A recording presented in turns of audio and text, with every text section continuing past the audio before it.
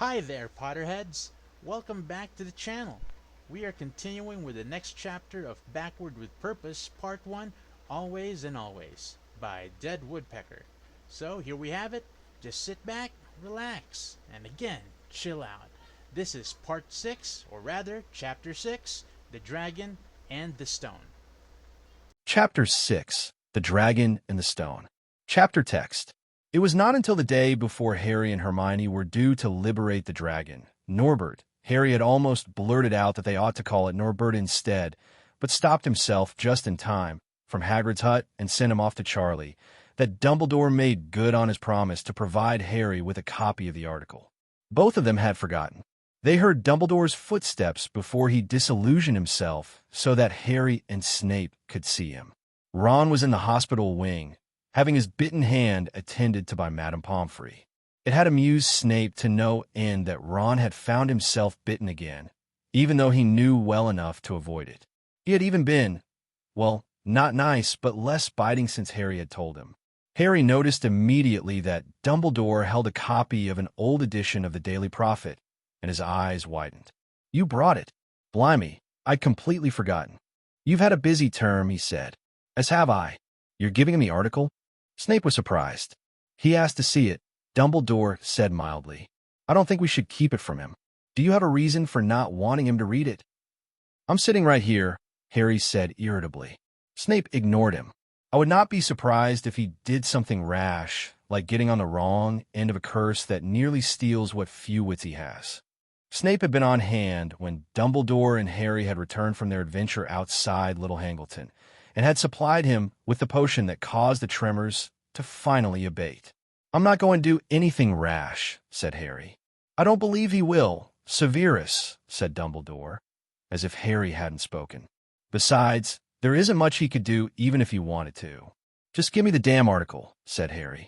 Before the other two could continue arguing, he snatched it out of Dumbledore's grasp and began to read. Harry Potter, The Prophecy, and HEWH must not be named.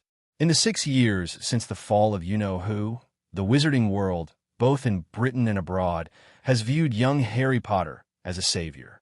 It is true that you-know-who could not kill him on the Halloween night that resulted in the deaths of James and Lily Potter.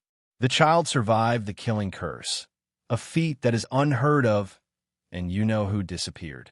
These are the facts that led to the celebrations throughout Britain, and also why Harry Potter and his scar are famous.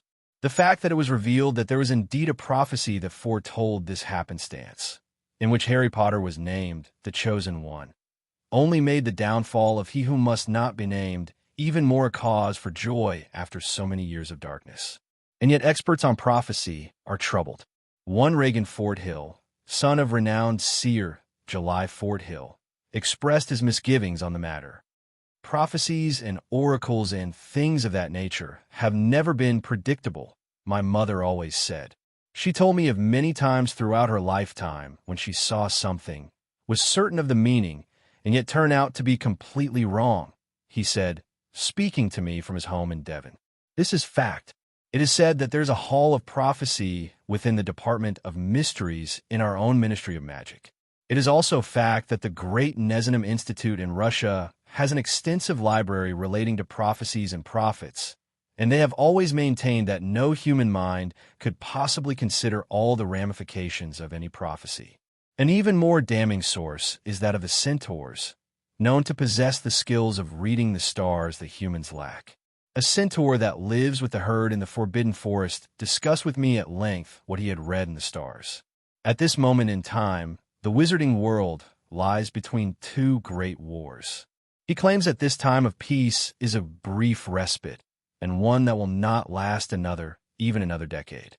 The centaur prefers to remain anonymous because of the sensitive nature of these claims, but they are true nonetheless. Due to the unpredictable nature of prophecies, I am certain that it would be a wiser course to be watchful rather than jubilant, careful instead of automatically trusting, and cautious instead of open-armed. Less cautious witches and wizards will point to the fact that Harry Potter is, at the moment I am writing this, aged 7 years old, and only just experiencing accidental magic. However, in 4 years, The child will be attending Hogwarts School of Witchcraft and Wizardry, and there he will learn power and tools that he may use for good or for ill. The first part of the prophecy has been well known almost since it was made, and it seemed to come to fruition with the downfall of you-know-who. But I am suspicious of this terrible power that Harry Potter is destined to have. What about that baby could stop the most powerful dark wizard in centuries? Have we seen the last of it? Or will this second war that the Centaur predicted be against Harry Potter, thought to be the savior of the wizarding world? Given all that is unknown, I think it wise to consider these possibilities. Again, I will point out the fact that Harry Potter is only 7 years old. But he who must not be named was a child once as well. There are curious likenesses between the two. Harry Potter is also an orphan, and it is safe to assume that he will grow up to be a powerful wizard. Even the very nature of the prophecy made about both of them hints that there is an odd connection between their two destinies. The question must be asked, is Harry Potter responsible for the defeat of you-know-who? Or is he the next you-know-who? Or even worse, the likelihood of him become a great wizard is shared equally with him becoming a threat the likes of which the world has never seen. The fact that the entire wizarding world believes him to be the epitome of good is even more disturbing. You-know-who had to work to gain his followers, but every wizard, witch, and child knows the name of Harry Potter. He is known throughout the world. He will not have any problem at all gaining followers, unless we are careful. By the time Harry had finished reading, his belly was clenched in a tight fist, and he felt slightly nauseated. The worst part of it was that it was eminently reasonable, as Dumbledore had claimed. It was logical, well thought out, and did not strike him as written for the express purpose of inspiring fear. But Harry waved his arm. I need a moment. He had a greater understanding of Mrs. Weasley's wariness. Some part of her probably feared that Harry was turning her own son into a Death Eater, and the odd things that had happened this year, such as the more thoughtful reaction to Harry's sorting and the fact that the Slytherins did not taunt him that much. Even Draco Malfoy, despite his cutting comments, had sometimes looked at him with calculation rather than scorn. It only really hit him just now that while he'd received applause when he had been sorted in a Gryffindor, he had also been on the receiving end of a lot of assessing looks. He'd explained away the Slytherins by telling himself that the taunts had been because he was on the Gryffindor house team. But perhaps it was because they were afraid of him, afraid that if he did turn out to be a new Dark Lord, he would remember them. And Draco had probably been warned by his father not to be too much of a git. Lucius Malfoy still believed that Voldemort was dead, never to return. Ron and Ginny needed to be told as soon as possible what this article contained. It was subtler than they'd thought it would be, and therefore more dangerous. And, thinking of Ron, Harry finally spoke. So, what do you think I should call my followers? He wanted to be able to laugh this off. Excuse me. I mean, the two of you are my followers. I've used my status as the chosen one, and you've succumbed to my dark glamour. Harry swallowed. He sounded too bitter. I ought to think of a good name, and I reckon you two have got a say in it. Death Eater is already taken. How about Night Crawlers? Dumbledore and Snape exchanged glances. I can see why this has upset you, Harry.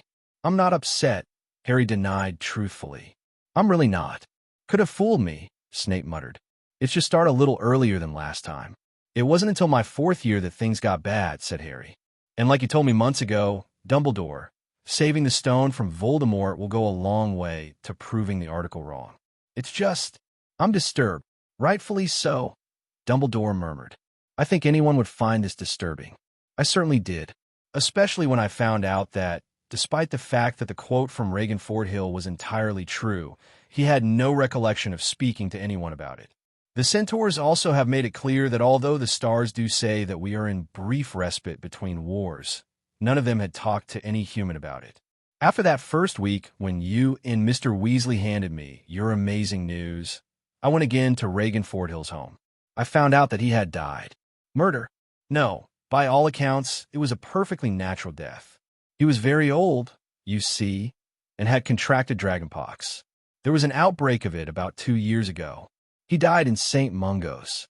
I had wanted to ascertain whether or not a memory charm had been placed on him, he explained. What the Centaurs? Snape asked. I presume you spoke to them again. Indeed, Dumbledore nodded. They had no new information. However, it is almost impossible, and I would say that it is impossible, except Harry here has reminded me that I am capable of being surprised, to use a memory charm on a centaur. You think they lied? It wasn't a question. It is the most likely possibility, he agreed, although I can't imagine why they would.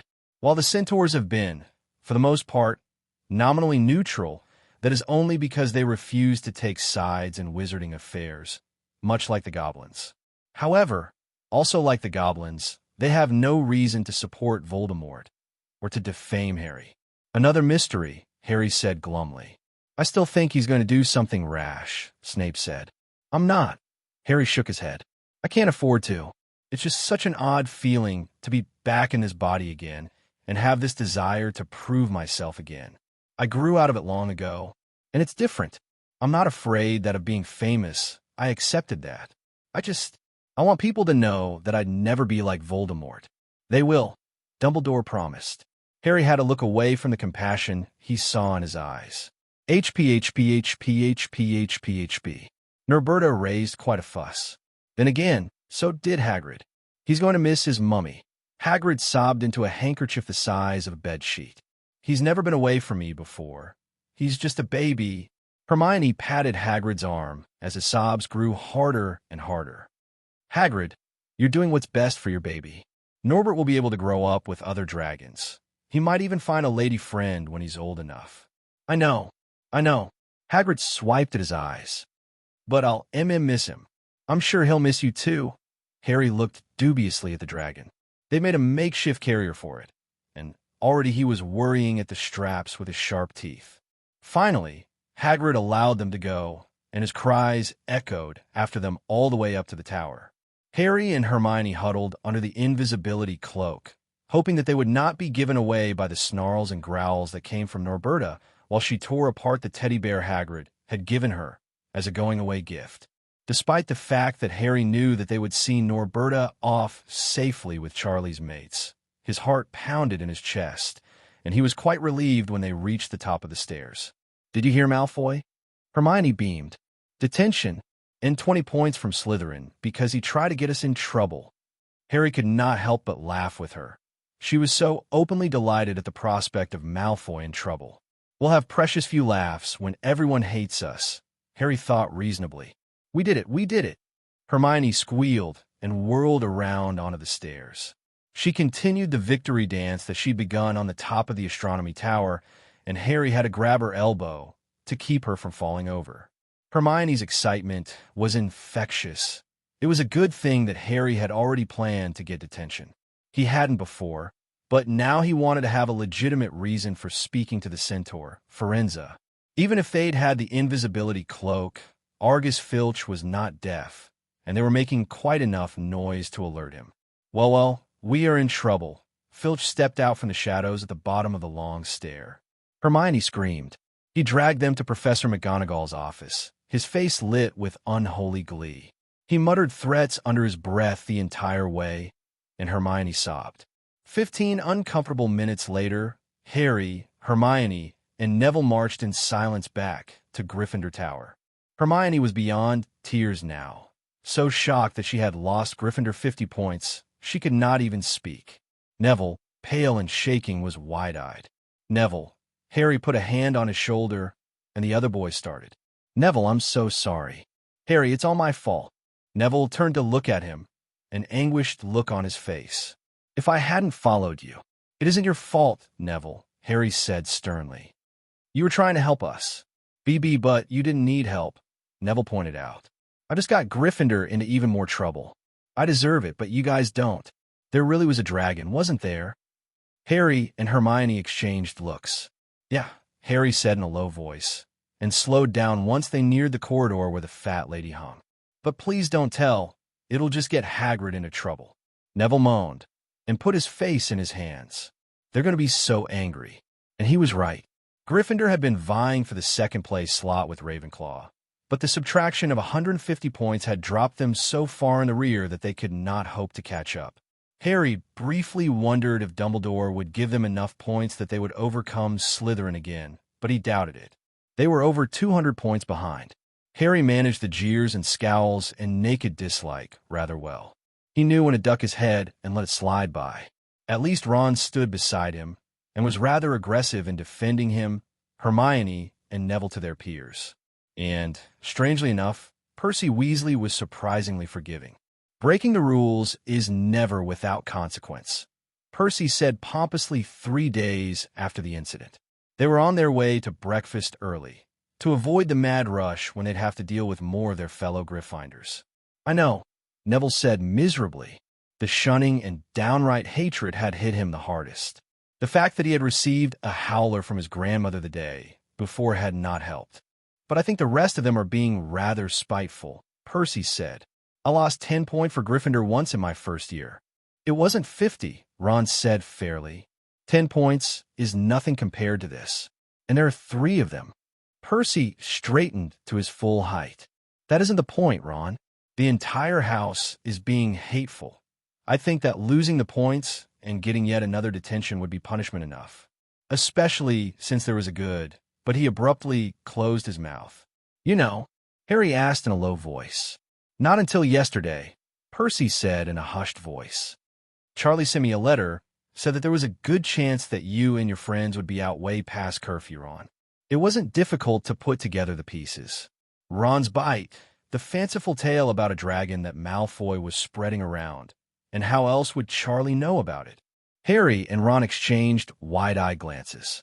We wrote to him, Ron said in a hushed voice. When we found out that someone had an illegal dragon. In the future, Ron, Percy drew himself up to his full height. And you two, Hermione and Harry and Neville, you should come to me with something like this.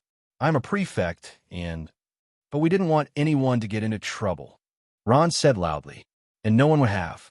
Prefects are allowed out after curfew, Percy told him. Then he swept inside the Great Hall, leaving them standing there, stunned. Harry thought about Percy's words a lot in the days leading up to their detention. He and Ron had spoken about it for over an hour when they met in the Room of Requirement. Harry was certain that Percy had received the letter so long ago, and equally certain that he had figured out that they had, in fact, saved Hagrid from getting into a lot of trouble with the Ministry.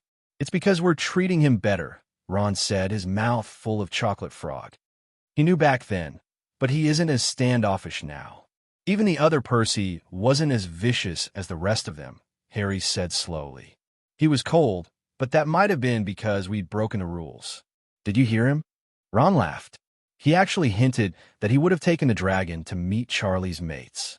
Can you picture the other Percy doing that? No, said Harry. They did not have the chance to meet without the presence of Hermione and Neville very often anymore. The 4 of them stuck together for the most part, united in the face of the entire school's dislike. Ravenclaw and Hufflepuff students were still annoyed with them, while Harry thought with some pride. The Gryffindor Quidditch team was not as good as it had been when he was on it. They had made a rather good showing during the last match. They had flattened Hufflepuff by almost 200 points, and if they beat Slytherin in the match set to take place while Harry recovered from his encounter with Voldemort, they stood a chance to win the cup. Thus, the 4 banded together for protection, and Ron and Harry had to keep inventing excuses to get away. I'll be glad when this year is over, Harry said with a sigh. Next year won't be fun, but at least Ginny will be here. Harry felt as though he was walking with ghosts as he, Hagrid, Hermione, Neville, and Draco Malfoy stepped onto the path that led into the Forbidden Forest. For a moment, everything shifted, and he was in the body of a 21-year-old. Almost everyone he loved was dead. They were gone forever. They were never coming back. Tom Riddle was also gone, but Harry, who had spent the last decade fighting for that end, did not seem to care. He staggered onto the path that led to the Forbidden Forest, just outside Hagrid's hut. It looked like Hagrid, too, was dying of wounds inflicted by Voldemort's giants. Emergency healers from St. Mungo's had looked as though there was little hope. This was what Harry had fought for, to be the last man standing. It seemed so ridiculous that Harry had laughed, a mad and wild sound that frightened him. It seemed to echo strangely among the trees. He looked down at the stone, still held tightly in his palm. He had dropped it when he had been struck by Voldemort's killing curse. He did not want to summon them again. It had been all right when he had thought he was about to die. He'd been about to join them. They were fetching him. But now, how could he possibly bear the guilt of surviving? All of them, they died like they were supposed to, whether it was by the killing curse, or flame, or some other method. But no, he was Harry Potter, the boy who lived. It seemed like he was the only one who lived. He flung the stone into the trees as far as it would go. He couldn't possibly face them, not when it was so bloody unfair that he still breathed and they did not. He knelt on the ground and gripped his hair in his hands, pulling so tightly on it that it hurt. He wondered how he would do it.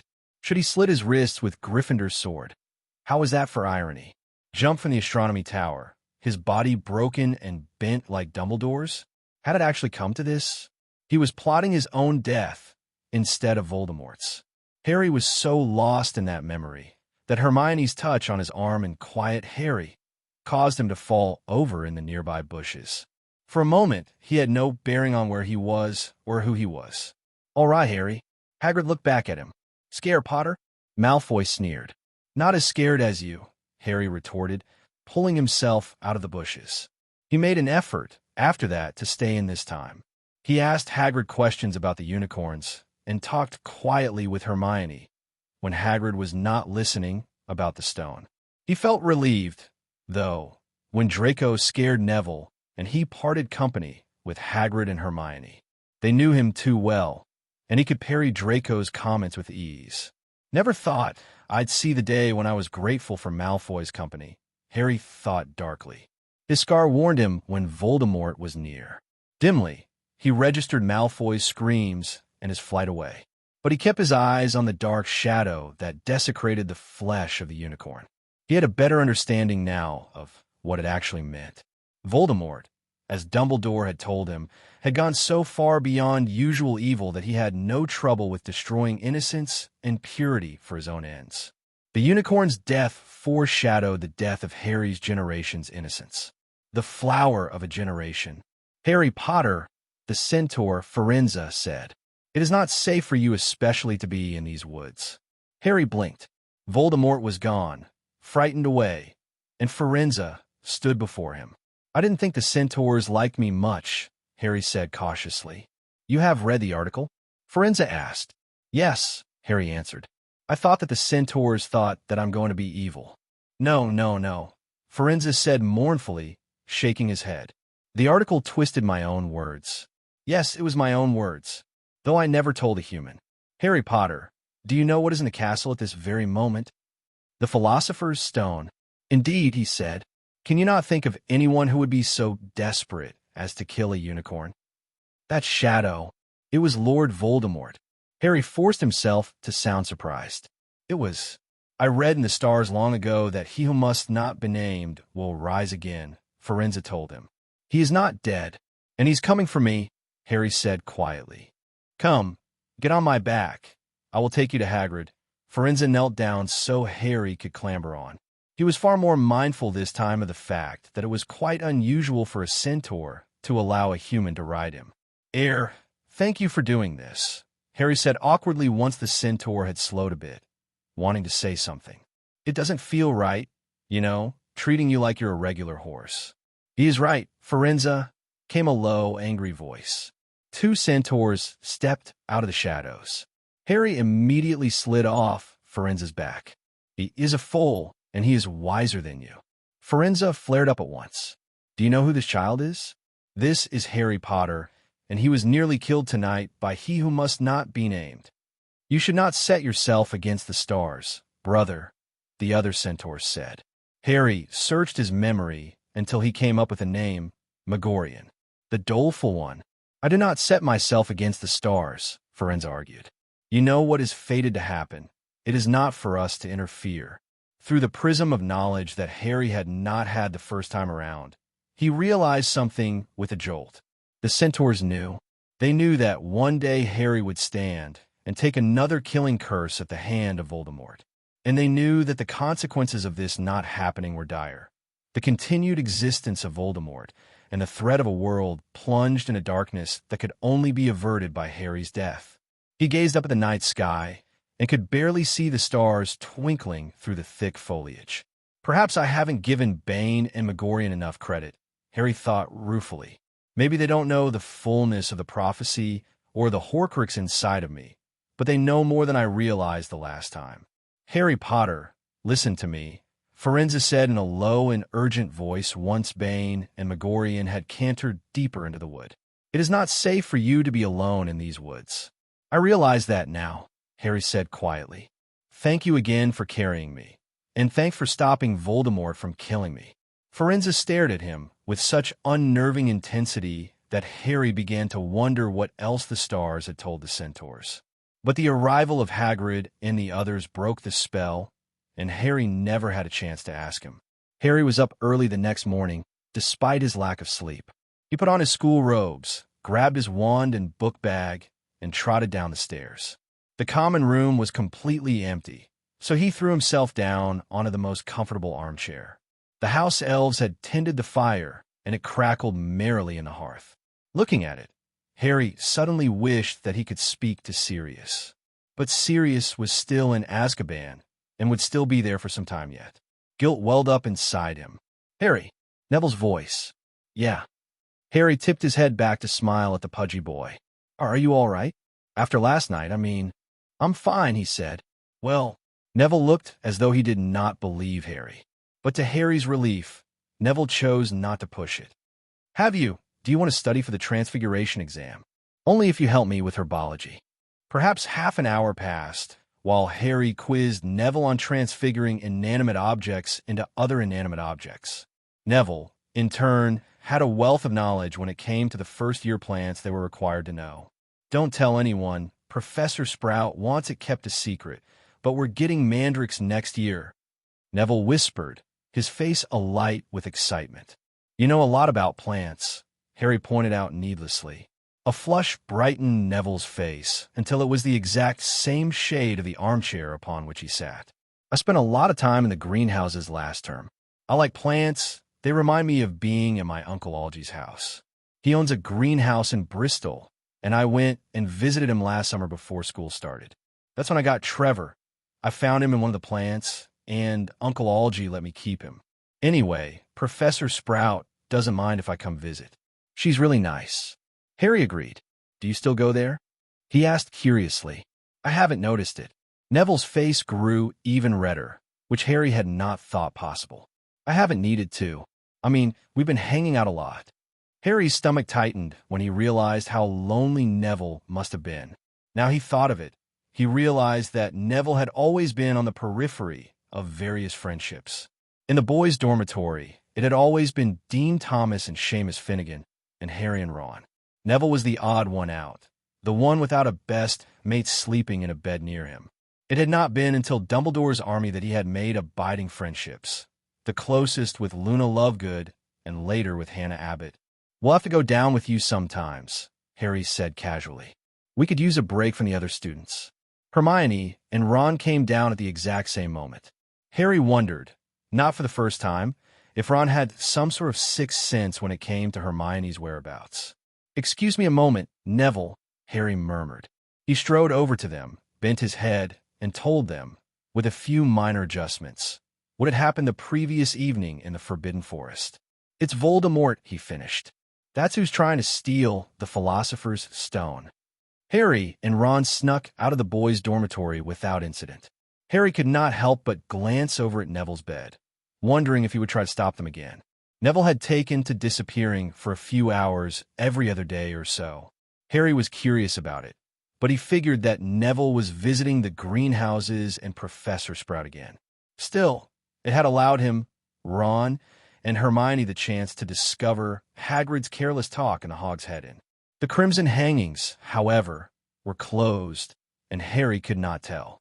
Hermione met them at the foot of the stairs, and Harry's heart immediately started pumping especially fast.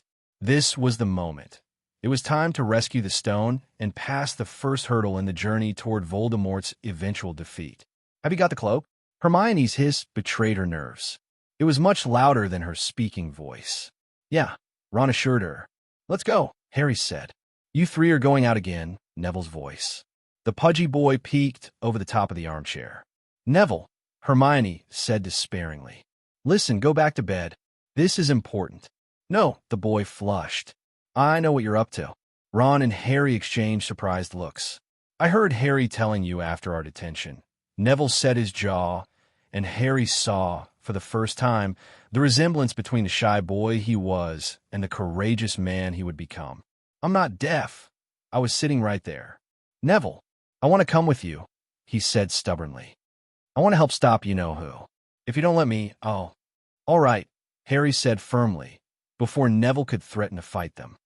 It'll be a tight fit under the cloak, but I think it'll cover us. We need all the help we can get against Voldemort. He explained, mostly for Hermione's benefit. Can we go now? They marched to the portrait hole, and Harry heard Hermione say, Are you sure, Neville? It will be very dangerous.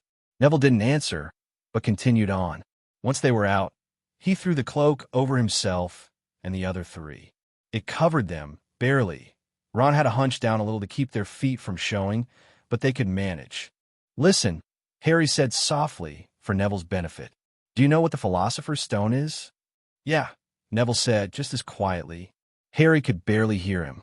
Ever since I eavesdropped, I've been researching it in the library. We got to stop him from getting it. Well done, Neville, Hermione said. There's stuff guarding it.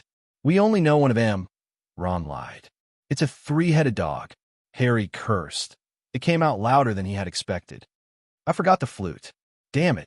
We can't go back now. Hermione said in horror. Don't worry, we'll just sing, Ron said. Three-headed dog? Neville said faintly. Harry had forgotten that this Neville had never encountered Fluffy before. Yeah, his name is Fluffy, Ron told him. But you just got to make music, and he goes right to sleep. Which Hagrid told, Hermione explained. She paused while they tiptoed past Mrs. Norris. When she was about to continue, Harry gripped her arm. Peeves, he breathed. Once he had tricked Peeves into thinking that he was the bloody Baronoff on secret business, he continued where Hermione left off. We're certain that Voldemort, everyone flinched, even Ron, is using a teacher. Who? Neville's eyes were round with shock. I think it's Snape, Hermione said stubbornly. It isn't Snape, Ron said exasperatedly. Look, Harry and I have spent loads of time with him in detention. He could have killed Harry at any time. True, Hermione said grudgingly. Me and Ron reckon Quirrell's behind everything, Harry said. They paused outside the door leading to the third-floor corridor where Fluffy, Professor Quirrell, and Voldemort awaited them. I think I agree with Hermione, Neville said timidly. Quirrell's afraid of even more things than I am. Ron snorted. You're heading off to face you-know-who with 3 other first years, and you think you're a coward or something? Hermione muffled a squeak. Apparently having it put that baldly stretched her nerves. Harry told Neville about the lack of stuttering that he'd lied about overhearing. Listen, we can't waste any more time. We've got to go. They stepped into the room with Fluffy. Hi, Fluffy, said Ron, and immediately began to sing a rather awful rendition of the Hogwarts song. After a moment's pause, Harry's singing voice was, if possible, even worse than Ron's. Harry joined in. He used the tune of an old Muggle song. Hermione followed their lead, and then Neville did, his voice thin and shaking. It worked. It probably worked even better than the last time. The monstrous dog flopped down, sighed deeply from all 3 mouths, and closed its 6 eyes. Harry moved forward, shoved an enormous paw off of the trapdoor, and opened it. Listen, he said, while the others kept singing. I'll go down first, then Ron, then Neville, then you, Hermione. They nodded, and Harry jumped. Down and down he fell, landing with a thump on the devil's snare. Ron quickly followed, grinning. Harry answered it. Neville screamed all the way down. Neville, Harry said urgently. What's this plant thing? Ron and I can't move. Neville looked around, eyes narrowed. It's Devil's Snare. It fears fire. Oh no, I can't move my hand. Hermione landed beside them, looking frightened. Hermione, make fire. Neville shouted at her. Hurry, wand trembling in her grasp. She muttered the spell for the bluebell flames she knew so well. Within moments, they were free. Good thinking, Neville. Ron clapped him on the back. Yes, Hermione said shakily. It's lucky you're here. Come on, Harry said grimly. We don't know what's up ahead, he lied. They entered the room with the flying keys. Harry looked around for the one with the bent wing, grabbed the broom that rested up against the wall, and tore off after it. He followed it around and around the room, grimacing whenever he collided with a small, sharp object, and finally closed his fingers around it. Hermione's and Neville's mouths were open in an O, and they stared at Harry as if they had never seen him before. Wow. Harry, where'd you learn to fly like that? Neville asked. You should sign up for the Quidditch team. Yeah, I'll go do that right now, Harry said sarcastically. Ron's been telling me that for months, but they don't allow first years on the team, do they? Harry and I did some flying at the Burrow over Christmas, Ron explained, while Harry fitted the key in the lock and opened the door that led to the unconscious troll. At least we don't have to fight the troll, Neville stared at it. Ron and Harry wouldn't have a problem with it, Hermione informed him. Ron beamed. The next room had the gigantic, moving chess set, and Harry was just as lost as before. Ron, however, was clearly in his element. He made all the calls, and Harry, Hermione, and Neville followed his orders, looking relieved. Not only that, but Ron managed not only to get them across the board in half the time, but he didn't get himself hurt in the process. Good job, mate, Harry said. Thanks, Ron smiled, not at all modest, and led the way across the threshold of the last room. It took Hermione 4 minutes to figure out the logic puzzle. Harry timed it. His anxiety grew steadily. This was it. Voldemort was in the next room. He glanced at Ron, who gave him a wordless look of reassurance. Neville looked green, though he held his hat up, and then Harry looked at Hermione. Her mouth moved soundlessly as she puzzled through Snape's test. The black flames behind her flickered and gave the room an eerie glow. She looked up, triumphant, just as Harry pulled her away. For a moment, she had looked like she was on fire, the flames licking up her robes, lighting her bushy hair, and Harry could hear the echoes of her agonized screams. Harry, what are you doing? She cried out. Harry had yanked her, hard, away from the flames that seemed even more ominous than they had the last time. She nearly fell, but she caught herself on Ron's robes. I'm sorry, Harry muttered, panting. I just thought. You look like you were on fire. Well, I'm not, she said testily. But I figured out which one will send us through. It's the little one on the end. She pointed. Harry picked it up with fingers that still trembled. He could not look at Ron. There's only enough for one, he said. His back still turned. He focused his attention on the obfuscamancy he had practiced nearly every day for months. It was as good as he could make it, and that would have to do. Listen, he said. Go back up. Use the brooms in the room with the keys. Send Hedwig to find Dumbledore. We can't let you go alone. Neville said. You know who is there. Find Dumbledore, Harry said, and even he could hear the finality in his voice. Tell him everything you know. He tipped the last of the potion into his mouth, swallowed, and stepped through the flames. Quirrell stood in front of the mirror of Ariste, his back turned, and that ridiculous purple turban still on his head. Ah, Potter, he turned. I wondered if I would meet you down here. I'm not going to let you have the stone, Harry told him. Quirrell trained his wand on him. And I expect you've run into a bit of a problem with Dumbledore's test, haven't you? You can't get the stone, can you? Not yet, but I will, Quirrell cackled. And I will be rewarded beyond imagining, shared power and glory, more than I could ever dream. If you get the stone, Harry pointed out. How long have you been down here? He wiped his sweaty palms against his robes. Use the boy, Voldemort hissed from behind the turban. Harry's scar burned, but he ignored it. Potter, come here. Harry took his time. He did not know how long it would take Dumbledore, who was poised to meet Ron, Neville, and Hermione halfway to the Ollery, to get here. He'd barely survived the effort last time. He'll get here in time, Harry told himself. Stand in front of the mirror and tell me what you see. Quirrell nudged him in the back. Do it. What? No, please. Harry muttered, earning himself a shove that sent him to his knees. Quirrell gave the there is no good and evil, only power speech again, evidently unable to help himself. Harry listened carefully, though it made him feel ill. Voldemort is wrong about that, dead wrong, he thought, grimly satisfied.